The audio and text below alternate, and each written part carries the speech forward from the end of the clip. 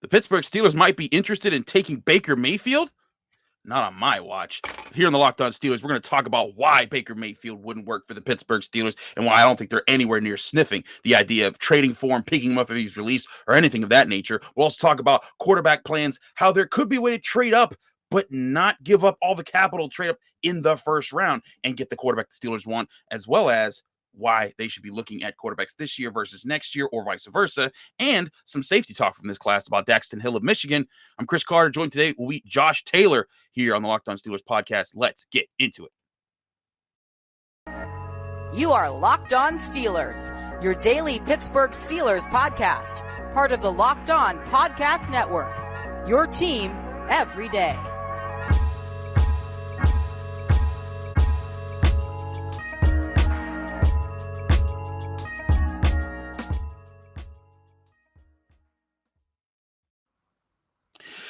Welcome to the Locked On Steelers podcast. I'm your host, Chris Carter, bringing you your daily dose of all things of the Pittsburgh Steelers. As always, you can find this show on Apple, Spotify, Google Podcasts, Odyssey, and YouTube. If you're watching this video on YouTube, hit the like button on this video if you enjoyed. Hit the subscribe button to our YouTube channel to get all of our daily content, Monday through Friday, as well as our breaking news updates. We thank you for making the Locked On Steelers podcast your first listen every day. If you want to help us out, go on Apple Podcasts, leave us a 5-star review with a positive comment. Do both at the same time, and you get a shout out at the end of the show. Joining me, my man who's always here on Thursdays, 100 grand, Josh Taylor. What's up, Josh? How you doing?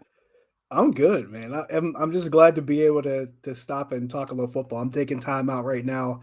My wife and I are kind of in a little bit of a transition here. We're keeping our godson for the week, and he's 3 months younger than my son. So we have. Oh, so you got trouble and the problem. That's yeah. We got 2 infants in the house, man, and it's been a challenge, but no, it's been cool. We've been doing a lot of stuff with them, so it's been fun to kind of step out and put the work hat back on for a few minutes. I'm all for it.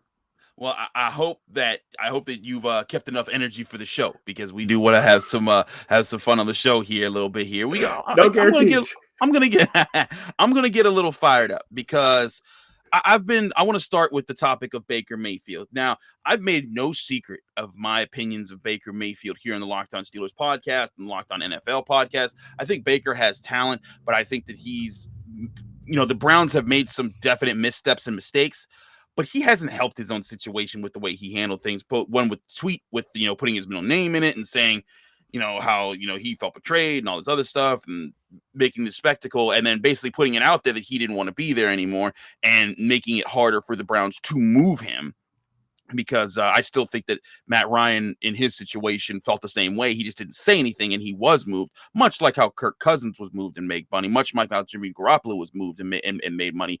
Those are other situations where I think all play into as examples of how he could have done it, but I digress.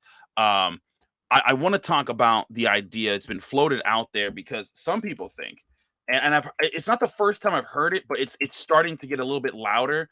The idea of the Steelers going and getting Baker Mayfield for some rhyme or reason. I believe it was Jeff Darlington, who's from ESPN, saying that the Steelers, if Baker Mayfield would cut, the Steelers would try to make a move on him the very next day.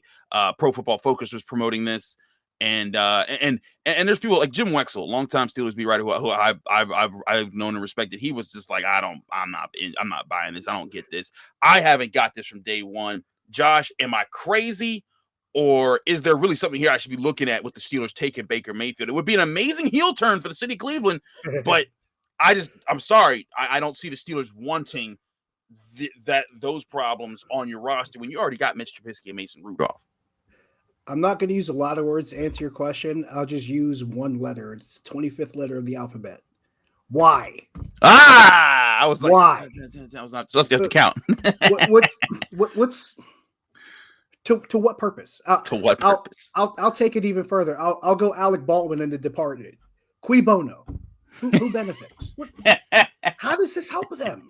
How does this particular move help the Steelers? How does adding Baker Mayfield to this roster help the Steelers? It does not help them do what they set out to do. Because remember, he'd be going from a team that was largely built during his tenure there, Baker Mayfield, on defense and running the football in Cleveland. And you saw how it turned out. Now they're going to move him from that organization to another one that's starting to shift back towards running the football and defense. It makes no sense. It makes absolutely zero sense. Any other quarterback playing in the league, you could probably make a case for it. And listen, this one makes no sense. Sorry. Yeah, it's just that's the end all be all of it to me. Like listen, I get if you're thinking, oh, he's a young quarterback, oh, he was drafted first overall, blah blah blah blah blah. I don't care about any of that. I mean, you've seen what he's done in Cleveland. It's funny. I got into it with Arthur Motes on Steeler Nation Radio on Monday about this, and Arthur and I are friends. Like we do this. We argue about stuff all the time. But when we were going back and forth, I'm just like, he's like, but like, look at the only time that they won a playoff game when he was on the roster, and I'm like, he wasn't the reason they won that playoff game. No, the Steelers turned the ball over. It was the Steelers turned the ball over 6 times, and the center and everyone else who turned the ball over 6 times in that game that gave them a 21-point lead before the Steelers even blinked. Like, come on, man. Like, I don't see the benefits of getting a Baker Mayfield to the Steelers roster. If the Steelers didn't get Mitch Trubisky and the unfortunate tragedy of Dwayne Haskins being a thing, and all you had was Mason Rudolph, I would get a more of a sense of desperation there. I would kind of understand, like, okay, you want another veteran body in the room. A lot of the guys have been signed. Maybe I get the desperation there, but you got Mitch Trubisky on your roster. You got Mason Rudolph, who at least has been on your roster for the past few years. You're probably going to draft a quarterback at some point in this draft. I'm not saying first round. I'm saying at any point in this draft. And then you might sign a cheap free agent at some point that's more of a camp arm and that won't pose to be a huge story coming into camp that will distract from anything the way Baker Mayfield will. That's what I'm looking at with the Pittsburgh Steelers. And again, it'd be different if Baker Mayfield was in a position where, he was his problem again wasn't of his own making. It wasn't about dissing the team that picked him first overall. I'm sorry. If I'm the Steelers, this is a new era without Ben Roethlisberger. This is a new era where Mike Tomlin, they're trying to set a tone for how this organization is going to move forward. And the last thing I think that you'd want is a person who, if you ever think about picking a quarterback, would act the way that he has when he has been in Cleveland. There used to be a time on my radio show on 93.7 The Fan. I used to have a good friend of mine, Jamie Baker. This is when she was still covering sports in Central PA. She's a news anchor in the Ohio, West Virginia, like the Ohio Valley now. But we used to have this segment called the Steelers Wheel of Drama, where there was something going on that was dramatic. I actually remember this. We would spin the wheel of drama. It's like, okay, what kind of craziness is going on now? What kind of drama is going on in that locker room? Because there was always something going down.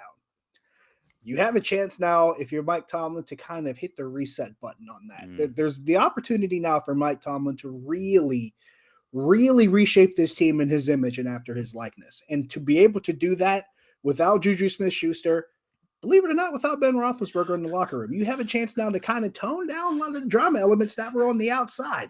And those guys that created drama, for the most part, because Chase Claypool's still there, but for the most part, most of the guys that created that drama are either on the outside or completely gone. So now you have a chance to move forward with this without that drama hanging in the background. Like, why would you want to invite more drama? You just got rid of a lot of drama in the offseason. Now you want to bring more in? It just makes no sense. And this is not even X's and O's now. It's just, let's try to tone down all the extra stuff that you'll hear about, because now you don't have to hear about Juju dancing and TikTok. You have to worry about Ben practicing on Wednesdays, and you're going to invite in Baker Mayfield? It just, no, you don't clear out drama to just invite more. It makes no sense to me there.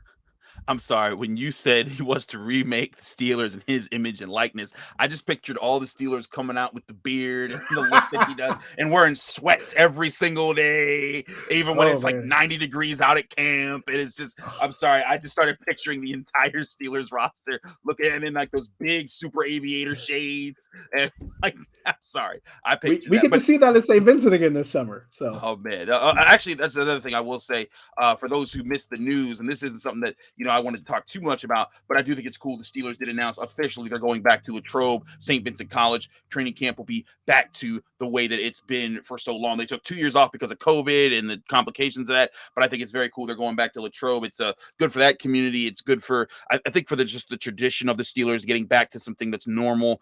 And it's really cool. As a reporter, I get more chances to be around the team. So I'm looking forward to it. I think it's a very cool story on the part of the Steelers. Yeah, but also have a great cafeteria too. The lunch for us is fantastic.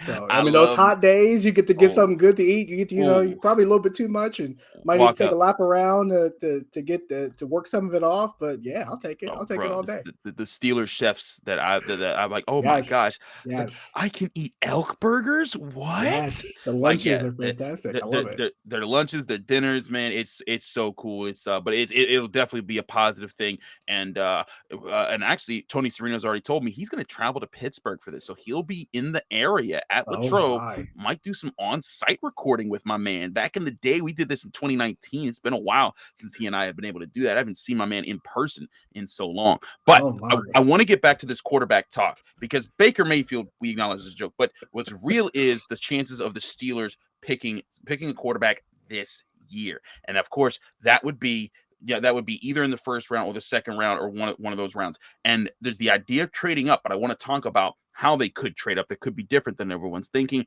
in just a minute here. But first, we're going to talk to you guys about our great sponsor, Blue Nile.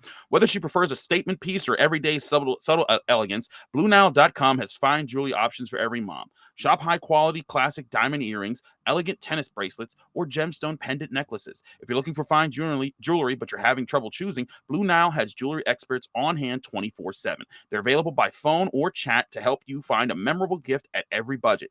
Celebrating the special woman in your life? BlueNile.com can help you easily navigate thousands of fine jewelry options at every price point. This Mother's Day, give mom something she'll treasure forever with fine jewelry from BlueNile.com. And Locked On Sports listeners get $50 to $500 off. This podcast exclusive is only good through Mother's Day, though, so get on it. Use promo code Locked On. It's LOCKEDON, Locked On, and you'll be able to get us some special discounts on BlueNile.com. Plus, every order is insured, ships free, and arrives in discreet packaging that won't give away what's inside. Shop stress-free and find your forever peace by going to BlueNile.com today.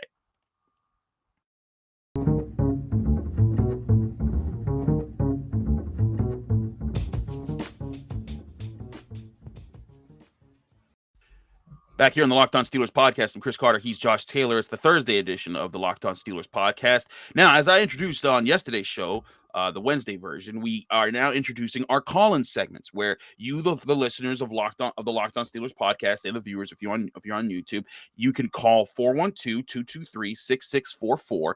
Leave a voicemail on that. It won't be my personal phone; it'll be a Google voicemail. But you leave your voicemail with your name and where you're from and your question, and we'll try to get you on the show. I want to say I'm very proud of our listeners and our viewers because in our first day of putting this on YouTube for everyone to see and be out there, I got 9 phone calls throughout my first day of doing this. That was really impressive, and I was very excited to hear from so many people. So we can't get to all 9 in one show. We will be working through it. So be sure if you want to get your call in.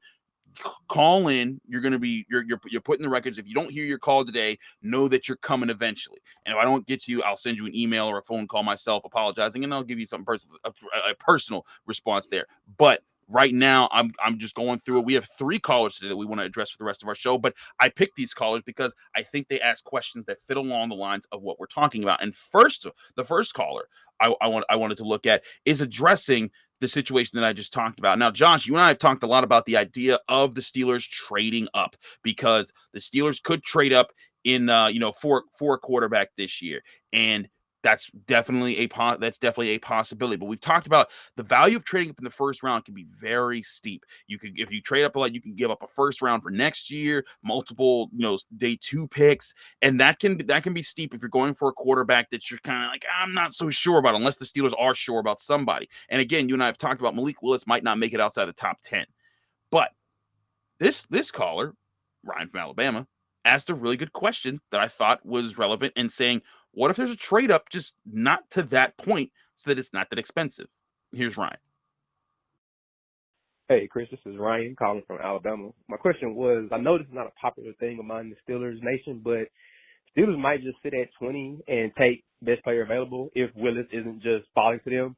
And I think in the second round, they could possibly package together a few picks and trade up in the second round to go get Ridder. I feel like they really like him. But what do you guys think? Do you think they would go up and get Ridder in the second round, which would cost less than trying to trade up in the first round, obviously, which makes more sense? Or what do you think you guys do in the second round? Well, thank you to Ryan for your phone call and your voicemail. I think that's a great question there, Josh, because he is right.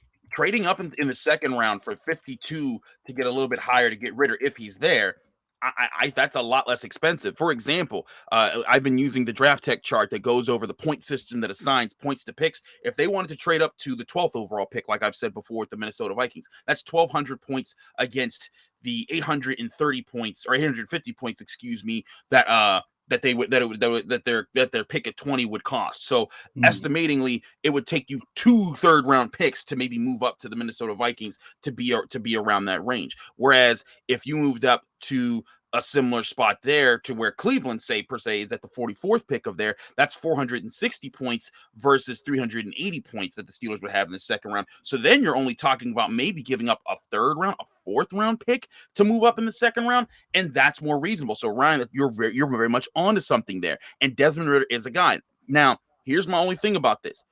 I've been looking at a lot of mock drafts. There's a lot of people that want Desmond Ridder in the back end of the first round. He might not last that long, but I'm with you in that best player available in the first round, and then rolling the dice that your guy will fall into the second round. And if it doesn't happen, you just get another second round player, and then you draft a camp arm that later in the draft that you don't cost it. But this way, you're seeing if you give yourself 2 chances in the first and second round if your guy falls to you. If neither does, you pick 2 guys that you think will immediately help you right away instead of sitting behind Mitch Trubisky for a year. And then you go get a camp on where if he works out, great. If not, oh well, you spent a 3rd, 4th, 5th round pick on a different guy. But Josh, what's your readout on if the Steelers took that plan of action?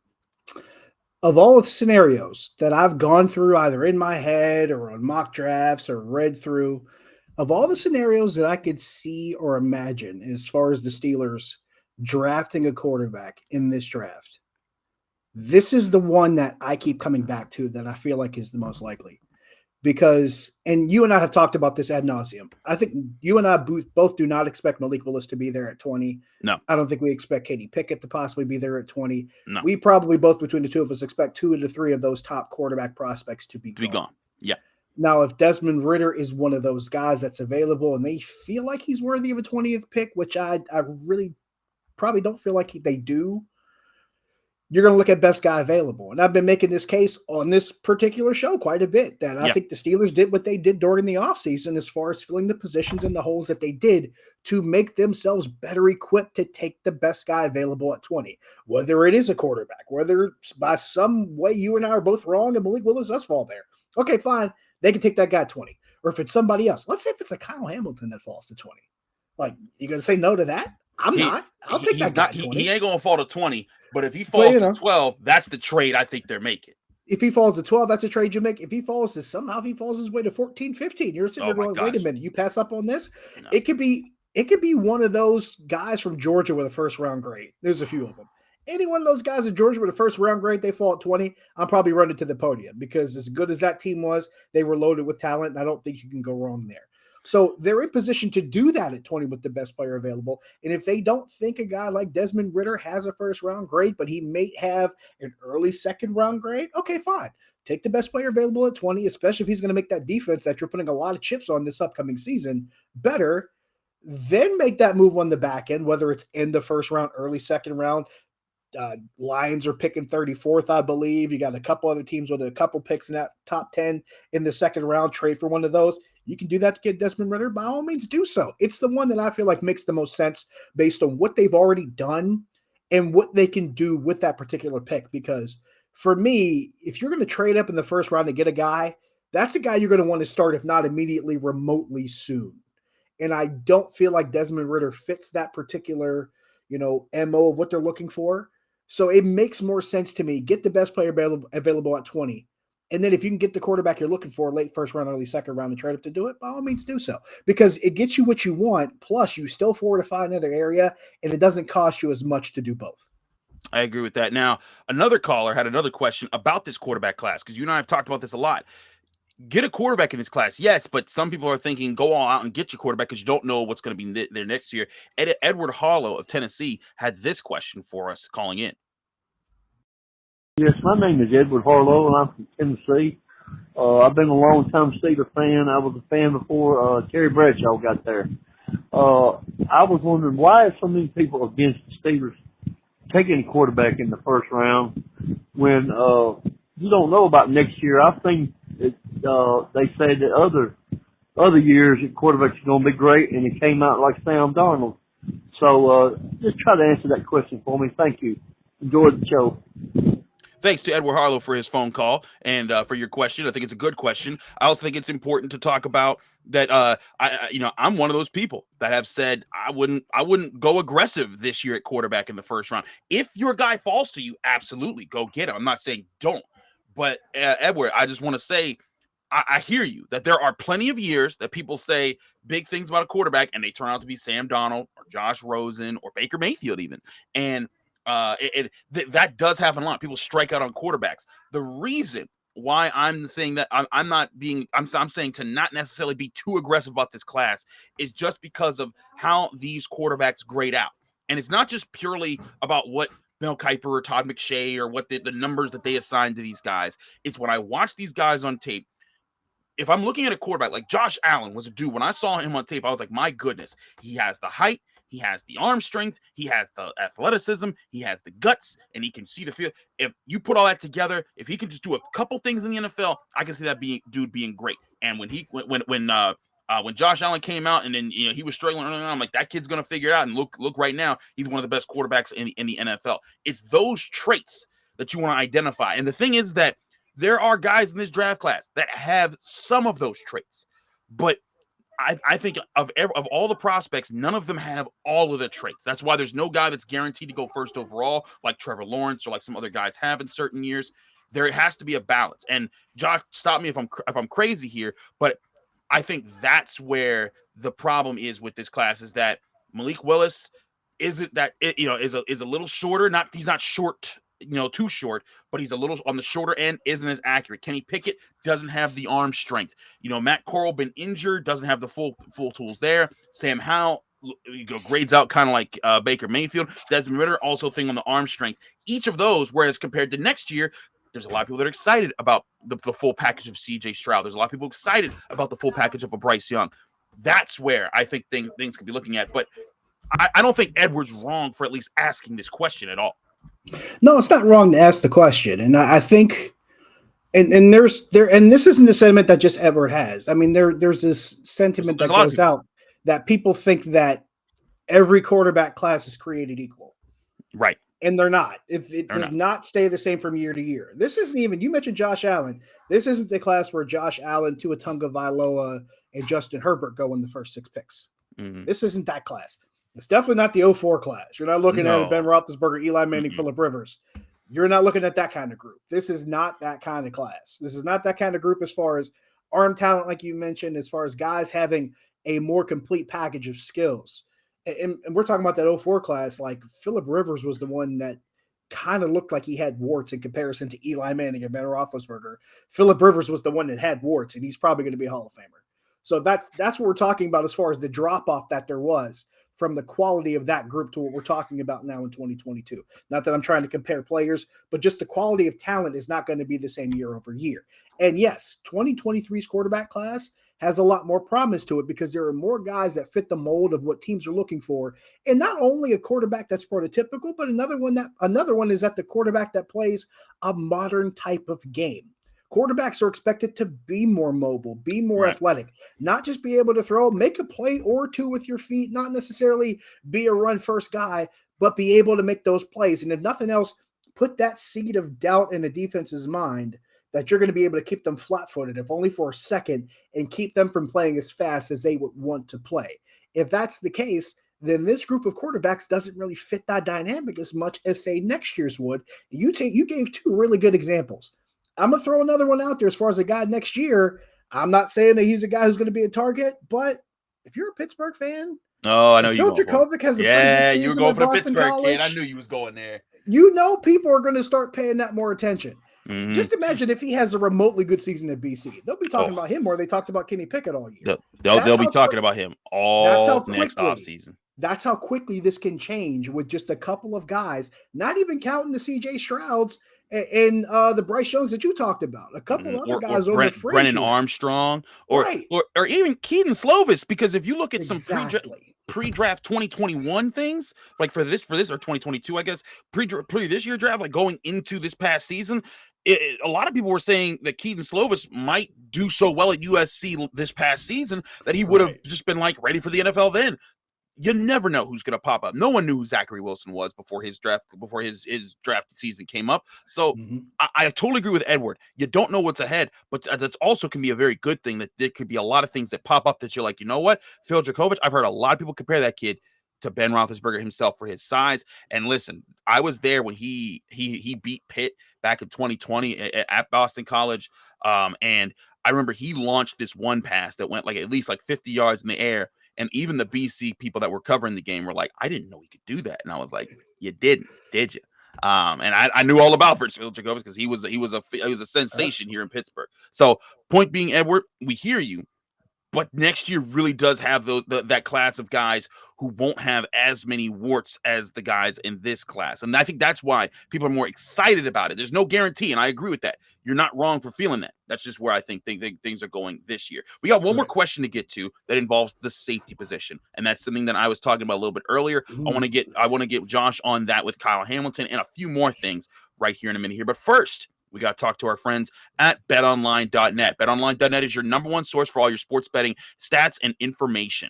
You can find all the latest sports developments, league reviews, and news, including this year's NBA playoffs, the start of the MLB season, which is well underway, and the Stanley Cup playoffs, which are right around the corner. BetOnline is your continued source for all your sports wagering information, from live betting to playoffs, esports, and more. Head to their website today or use your mobile device to learn more about the trends in the action. With the NBA playoffs well underway, there's all the rivalries, what's going on. Every night seems exciting. The MLB, you can get back into baseball betting, and with the Stanley Cup playoffs around, those playoffs get crazy. So the best place to make some money, go to betonline.net, where the game starts.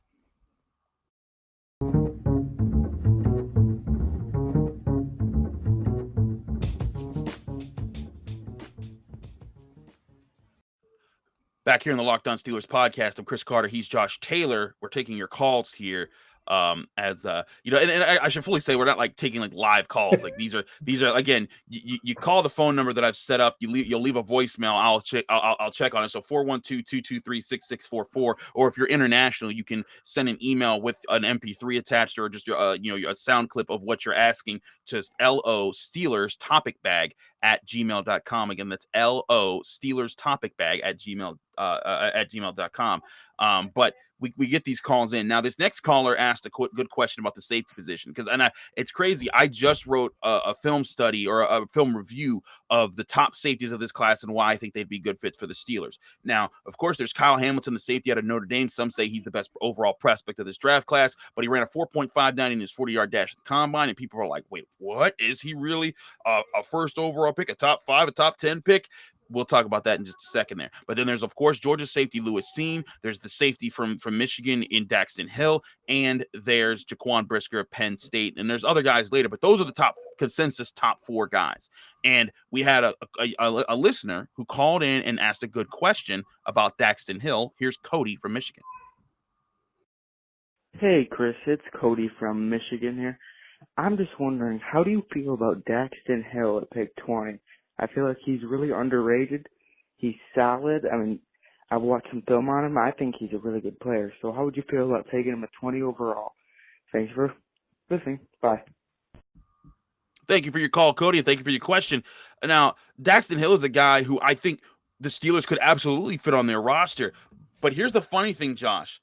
I think that they still need to go and sign a starting safety, but it may be that they're waiting because the draft is more of the unknown than the signing of the free agent here. Because here's my view on this. One, if they can get Kyle Hamilton, full stop, go do it. Because, and I've talked about this before, if you could trade up to get Kyle Hamilton, you would have a potential superstar type of safety, 6'4", runs well, changes direction, hits, intercepts the ball, has the instincts. He's a full package player, and you could potentially have the best safety combination in the NFL, pairing him with Minkah Fitzpatrick on a rookie contract while you're paying Minkah Fitzpatrick big money. And then, oh, by the way, whenever Minkah Fitzpatrick's 4 to 5 year contract ends, whenever they do agree to it with him, guess whose rookie contract will be up? Oh, that's right, Kyle Hamilton, who, by the way, is 20 years old. So when Minkah Fitzpatrick's 30 years old and phasing out of his prime, guess who's going to be 25 years old and right in the middle of his prime? Kyle Hamilton. Just makes too much sense to go get that guy if he's there. But Whew. if you can, but again, that's a long shot. There's a lot of teams that want Kyle Hamilton. I don't doubt that at all. Although Hamilton did have a visit this week with the Steelers. They're still seeing Hill and Brisker as top guys that they could get at some point. And Cody brings up a good point about Hill. Now, here's my contrast to this. Seen and Brisker are a little closer to each other in that they're off-ball guys. They hit a little bit better, but they're also, they can play in coverage. Brisker can make more plays on the ball intercepting-wise than Seen. Seen's more of a Mack truck that runs at the speed of light who can also break up passes. Daxton Hill, though, is the guy who can play free safety, make really good plays on the football, has really good ball skills, and can also play in the slot as a slot cornerback. That versatility is very useful. And here's my take on this, Josh, and I want you to let me know if I'm crazy on this. If you get a Daxton Hill, that's Tyrann Mathieu. So you can go get Terrell Edmunds and feel fine about it. Yes. But if you get a Lewis Seen or a Jaquan Brisker, that fills that role. So then you can go get a Tyrann Mathieu and say, hey, Tyrann, play your slot, play your smaller safety role because he's undersized, and we have no problem with you because we got this other big safety that's going to take over against tight ends out here. That's the best way that I see as a fit here. But what do you think? You lay out a scenario that makes perfect sense to me. Now, here's the problem when we're talking about Daxton Hill as a prospect specifically at 20. This is what makes this complicated. If they're picking at 25 or 26, no problem. Daxton Hill is your guy, 25, 26, no problem. The thing I worry about is that there's going to be so many other guys on defense, not just at his position group, but on defense as a whole, that are going to be there ahead of Daxton Hill. In a vacuum, sure. Bring him on. I'll pick him up from the airport myself. Don't think twice. But there are a lot of other guys that can still help this team that might be rated ahead of Daxton Hill. And that's going to be the issue. That's what I expect to happen at 20. It's nothing against him. It's just there are guys out there that have way higher grades that are going to be there. We just talked about all those guys from Georgia that could possibly be there. Imagine if Jordan Davis falls to 20. I'm sorry, Jordan Daxton. Davis is there. I mean, if we're talking about a Chad Muma at linebacker, just one of those. Well, he not at 20. Chad Muma. Not Chad Muma. Who am I thinking about the other one? Devin Lloyd. Devin Lloyd. Thank you. Wrong linebacker, but you're fine. I'm getting that. Devin Lloyd at 20. If he's there, I'm probably going to take him out of Daxton Hill just because he's a guy that probably helps me out a little bit faster at a place of need that you can really upgrade at quickly.